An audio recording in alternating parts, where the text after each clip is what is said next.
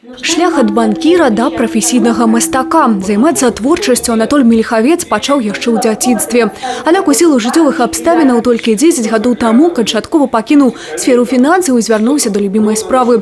Сёння аўтар актыўна займаецца жывапісам. У творчай скарбонцы каля 18 персанальных выстаў і удзел у 25 коллективных.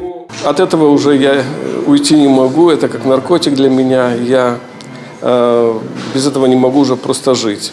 Я работаю, меняю свои стили, направления, не сильно, но понемножку. Но вот результат здесь вот выставка и другие выставки мои. Хочется, чтобы и все работы, они тоже способствовали этому прекрасному и настроению, и энергии, и дальнейшим каким-то движениям. Прохладная раніца, жнівень у вёсцы, учорашнія кветкі. У экспазіцыі вернісажа 17 каларытных палотнаў апошніх некалькіх гадоў.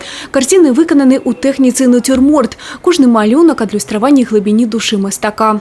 Всегда где-то какой-то карандаш, с собой носит простой карандаш, начинает рисовать на любой бумажке. Потом все это вот переносится на картину, все это отражается, и получается такая красота.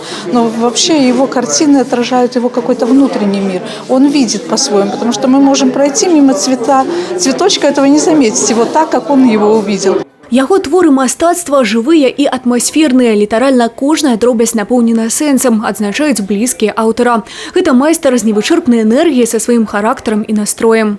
Выставка, конечно, очень сочная, очень яркая, интересная. Но мне, как бы профессионалу и зная творчество Анатолия, больше всего понравились из последних работ это «Подсолнухи». Это, я считаю, что это шедевр. Он молодец, он очень много работает, он на все пленеры ездит, а это очень важно для художника. Он не останавливается на какой-то одной технике, он все время ищет себя, и вот это интересно в художнике. Аб тым, што прыгажосць можна ўбачыць нават у самых простых рэчах, запэўнівае выстава Анатоля Мельхаўца. Аднак за кожнай карцінай стаіць велізарная праца, нягледзячы на адчуванне лёгкасці. Юлія Селюк, Александр Сівіцкі, тэлерадыёкампанія «Брэст».